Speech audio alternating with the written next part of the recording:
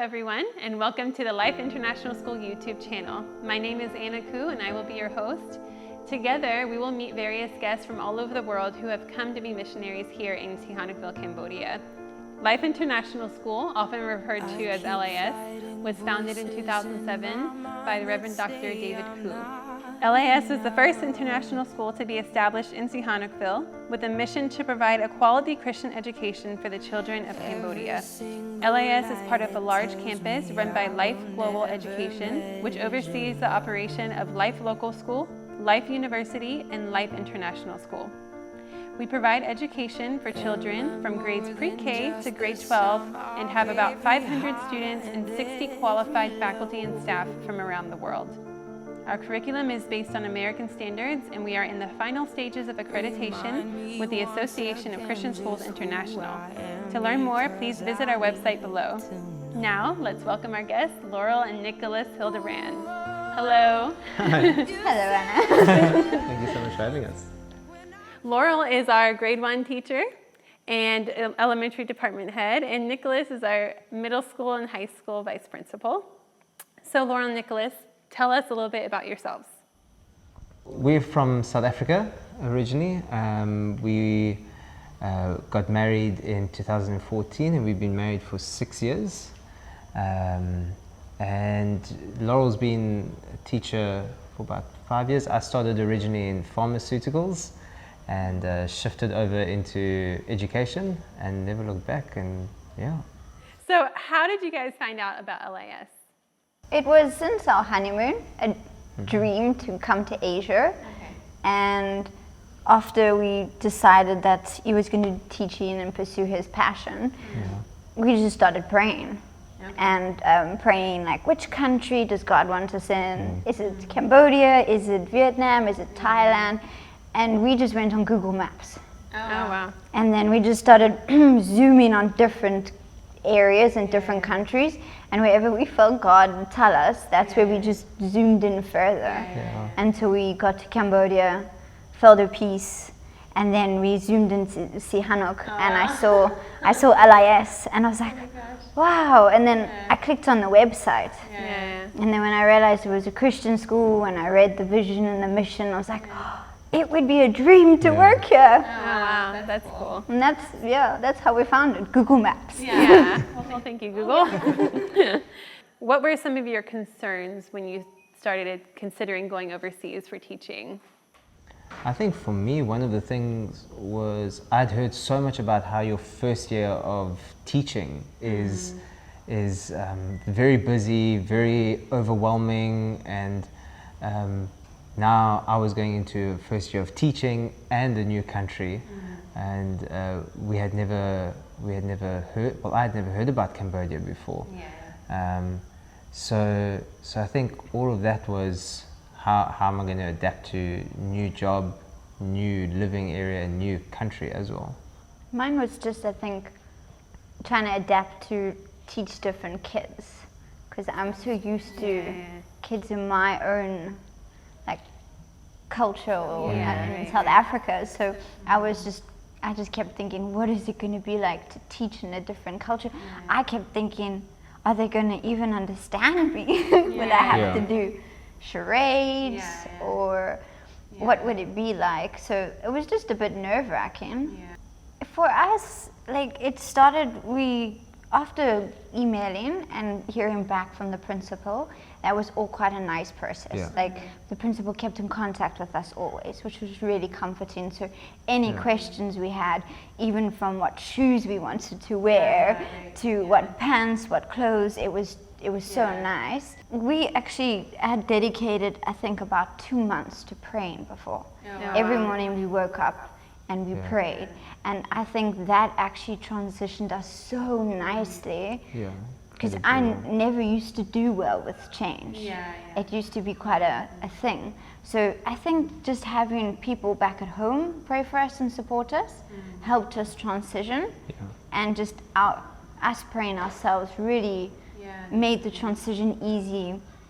The process of the flights and the documents and Our flat. It is a lot to think about. It's a lot. Yeah. It is. One step at a time, and it's actually not too bad. But like Laurel had said, we had prayed about it and we're trying to find a peace to know if we were to come and so forth. And I mean, even our flight over here, we stopped in Vietnam and we had a torrid time in Vietnam at the transition.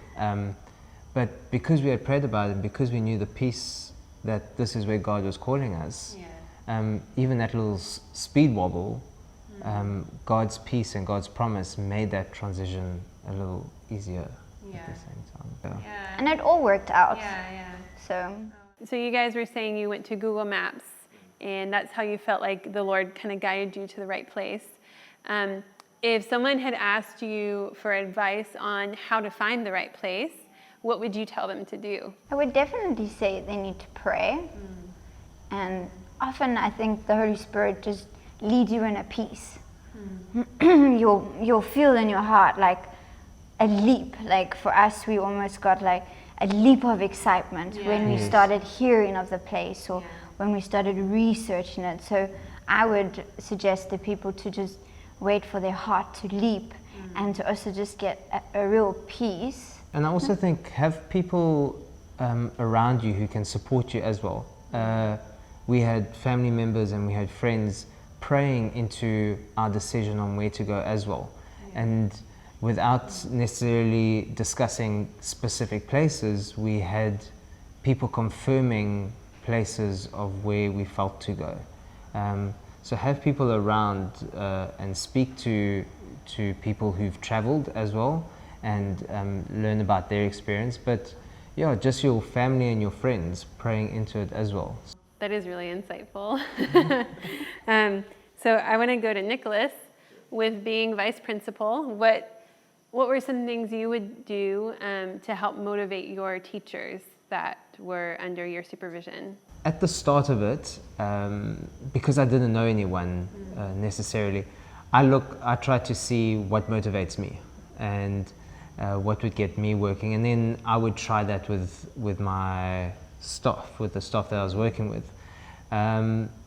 But obviously, being an international school, different cultures, people get motivated in different ways.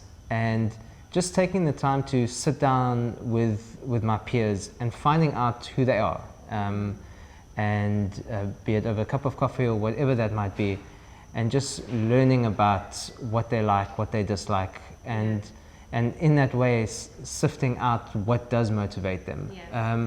And also, I would, being here, we all know that we're called here on a mission. But apart from that, also trying to remember why do we teach? What is our reason for it? What got us into teaching at first? What got us excited about it? And always going back to that. Because I know for me, whenever I would get frustrated or demotivated, always going back to the beginning and figuring out, okay, what called me into teaching? Why did I want to inspire kids? What was my goal? What were my dreams? And yeah, use that as motivation to move forward. Yeah. Well, and with Laurel, what about you with being head department and also teaching? How did you balance that, like trying to help the teachers at the same time while having your own responsibilities as a teacher? I had an amazing assistant who helped me, which was incredible. And I think the staff are really just amazing. We really took the time to get together once a week and just pray together and discuss the learners and discuss the curriculum and things. So I wouldn't say it was me, it was the teachers. Just everyone really worked together well. So it's not just, it's not me, it's just everyone around really gelled together to make it easy for me to be able to teach, but to also just all contribute. I really felt everyone always brought something. It was never just me or one other person. Everyone was always being so creative, and I think just working together helped. Yeah, that is really special how, especially with LAS, you can see a lot of teachers have so many different talents that they bring to the table. And I love how, we see a lot of them bringing that out and really glorifying God through their specific talents. because there's so many different cultures and different people, but everyone contributes in such a great way. And speaking of like people and friends, what do you think would be your most treasured moment at LAS? You've been here for almost 2 years, so it might be hard to pick one. Yes. Very hard to pick one. You can pick two. Even two is hard. For me, it will mostly be within my class. My kids are just incredible. And for me, what was really special was just when they would get sick. And we would I'd have the kids just pray over the kid who was sick. And the one would have a toothache or a stomach ache. And we would pray, and then all of a sudden they'd open their eyes and they're just like, huh? Yeah. And I'm like, are you better? They're like, yeah. Well, what did you expect? We prayed. And it was just amazing to see all the kids really like rejoice and actually get to know the Father and know He's a healer, which is really incredible. And just other times of just seeing the kids really catch on to the work and seeing them, like you teach something and then they catch it and they're writing and they're so excited that they're learning and they want to study. Just, their excitement was really incredible. Can I say one more? Sure. Going on 3. Last one. No, the last one was combined. I remember one time we were learning about hearing the voice of God. And we prayed with the kids on the floor, and most of them got up to go back to their table. But there was just one girl who was sitting there, just quietly with her eyes closed, and I went to her afterwards, and she just told me she had still been praying, and she's like, I'm just hearing the voice of God, and she was just like so submerged, like she didn't want to leave that space, and I think I just saw her change over like the months, just to this joyful, bubbly, full of love girl who just really loved Jesus. And for me, it like started with that moment on the carpet when she just heard God speaking to her. It just made me realize more and more just how privileged it is. Yeah, definitely. I mean, that's really cool to see how the kids are just embrace it like that. I had so many nice moments. I started teaching the grade 5s, and I had so many nice moments, even in different cultures and having different phrases. Like back in South Africa, we'll say, okay, kids, please take your seats. And I had this one kid who got to his seat, picked it up, and he said, teacher, I got it. Where do you want me to put it now? And I was like, no, sit down. Actually, I was envisioning that myself. When you said take your seats, I was thinking like, where's this going? Where are they going with the chair? So having moments like that. But one thing I really take back from school is, because of my background, I enjoy sports, and I enjoy the activity days where everyone's just running around, and from water day to sports days. Those are the moments I really enjoyed over here as well. And also having kids find out that they can do stuff they didn't know they could do before. So we had a running day here, and there were some kids that were running for the first time. Yes, they had played soccer maybe or sport, but they'd never sprinted before or ran long distance. And they did it, and they found out that they actually enjoyed it, and some found out that they were actually good at it. So it was so nice seeing kids find something else they could enjoy. If you were talking to someone who is preparing to come to Cambodia, what kind of advice would you give them for their transition to Cambodia and to teaching at LAS? For me, I would suggest that when you come, you have to be very open-hearted and open-minded. You can't come here and think that you're going to impose your culture on people and feel like you come here and you're going to teach your way and it's about your culture. I think coming here, you bring a part of your culture, but you've also got to embrace the other culture, be diverse, but ultimately know that it's not my culture, your culture, that we come here for a kingdom culture. Because I think so often we think about ourselves so much, and then that's when we often get disappointed or irritated. But just I would encourage that anyone who comes to really have a kingdom mindset and not impose yourself You know, bring your God-given talents and your abilities and everything He's put in, but you know, don't try and come to make it a mini your country. Yes. You know, like it's a king. We're building the kingdom here, and it has to look like a godly principle, not like a South African principle. Yes. You know what I mean? I couldn't say it better. I agree. Coming here with an open mind, open eyes, open heart, Yes. and really also be flexible, be ready for change, be ready for things that you're not used to.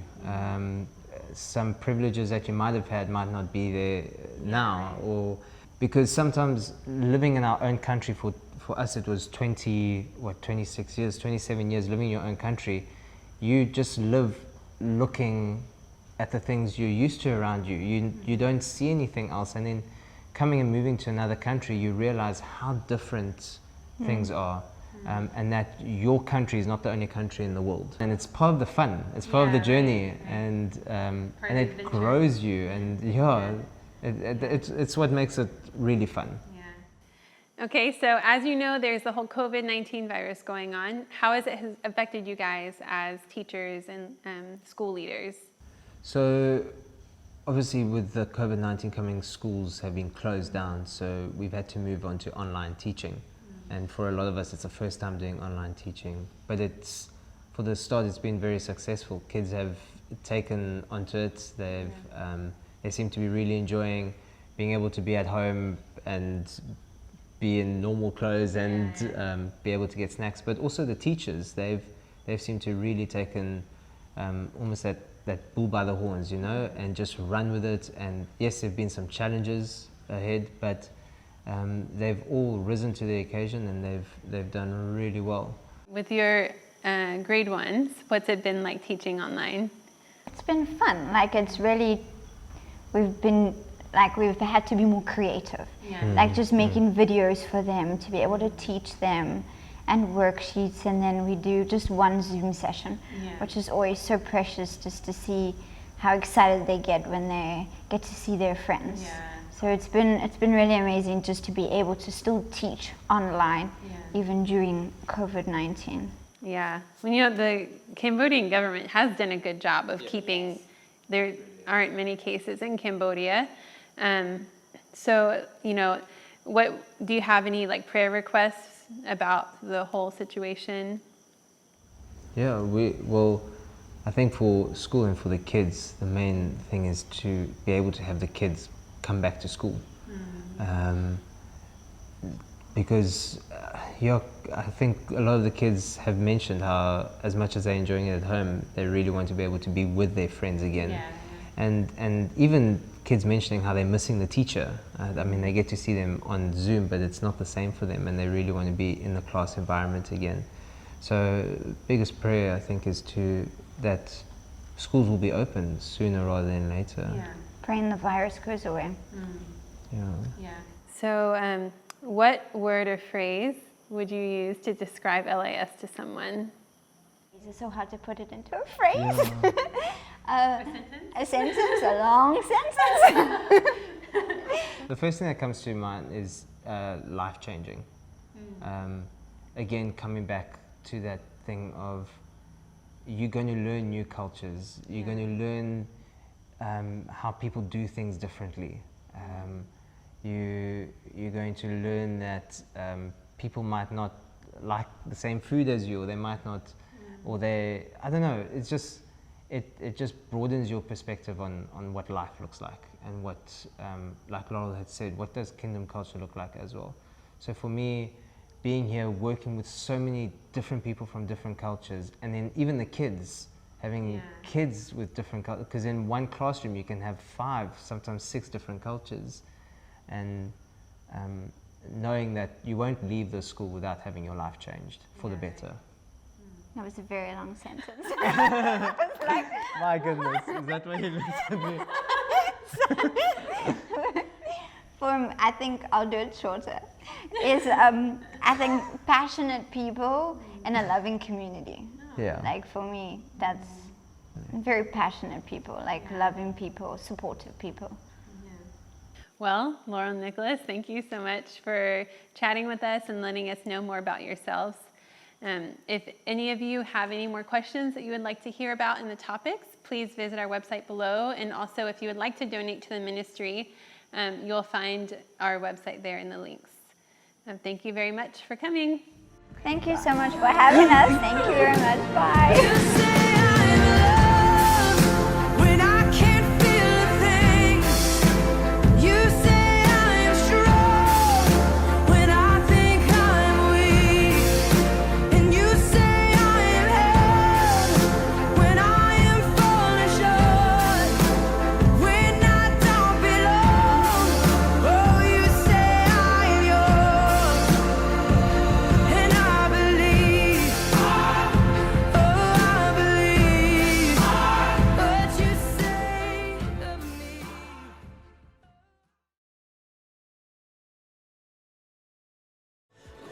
Hey everyone, thanks for checking out our Life Mission TV YouTube channel.